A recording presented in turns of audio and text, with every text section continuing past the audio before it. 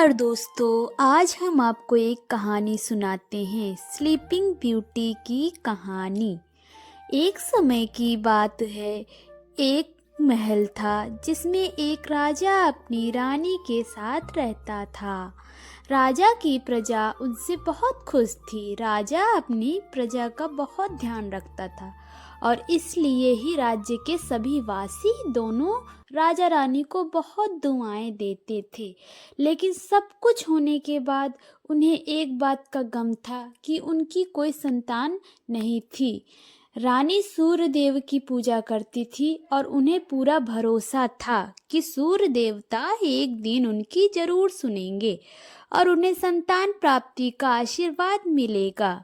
एक दिन राजा और रानी बगीचे में टहल रहे थे।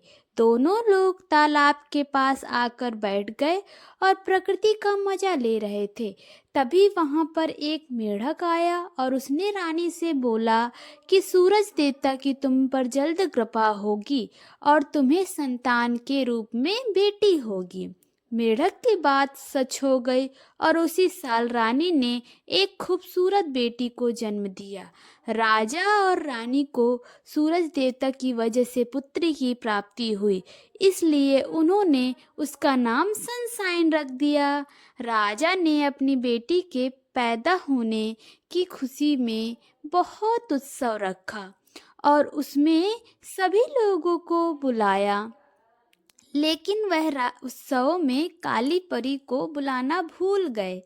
उत्सव में सभी लोग राजा और रानी को आशीर्वाद दे रहे थे कि तभी वहां काली परी आ गई और उसने गुस्से में राजा को श्राप दिया कि जब तुम्हारी बेटी 15 साल की हो जाएगी तब चरखे की कील चुभने से उसकी मृत्यु हो जाएगी। ये बोलकर काली परी वहां से चली गई।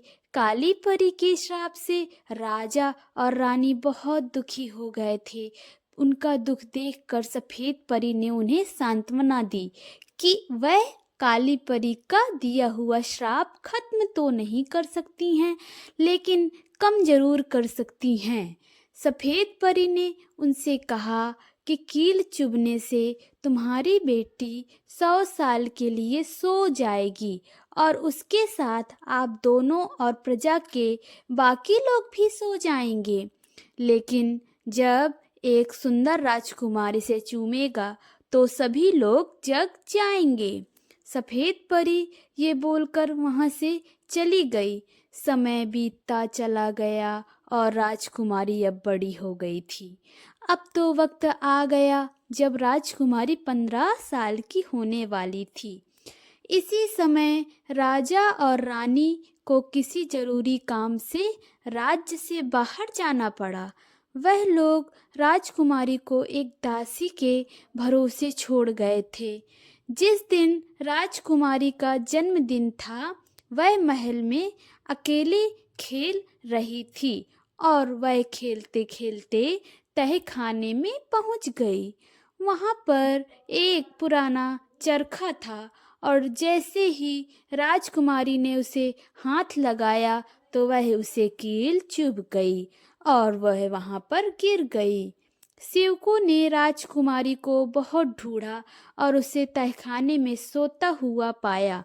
उन लोगों ने जैसे ही उसे बिस्तर पर लिटाया और उसके बाद सभी एक एक करके सोने लगे। कई साल बीत गए थे। महल चारों तरफ से जंगल और कांटों भरी झाड़ियों से घिर गया था। कोई भी महल तक आसानी से पहुंच नहीं सकता था। उस महल तक पहुंचने की बहुत से राजकुमारों ने कोशिश की, लेकिन वह वापस लौटकर कभी नहीं आए। वह सभी लोग काली परी के श्राप से वजह से वहां पहुंचते ही सो जाते थे। एक सुंदर राजकुमार ने भी महल की कहानी सुनी और वह महल की तरफ बढ़ गया। ये राजकुमार पहले भी कई राज्यों को जीत चुका था। राजकुमार को महल जाने से सभी ने रोका और ये भी बताया कि जो वहां जाता है लौट कर नहीं आता है। लेकिन राजकुमार ने किसी की बात नहीं मानी और महल चला गया। जैसे वह महल के पास पहुंचा, वहां की कांटों भरी झाड़ियां अपने आप दूर होने लगी थीं। राजकुमार वहां से निकलता हुआ सीधे राजकुमारी के कमरे में पहुंच गया और रास्ते में उसने सभी को सोते हुए देखा।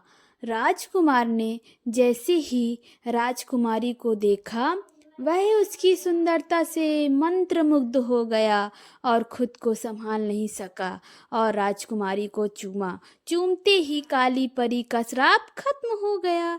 इसके बाद सभी लोग नींद से उठ गए। सभी लोग दोनों को देखकर बहुत खुश हुए और बाद में दोनों की शादी करवा दी।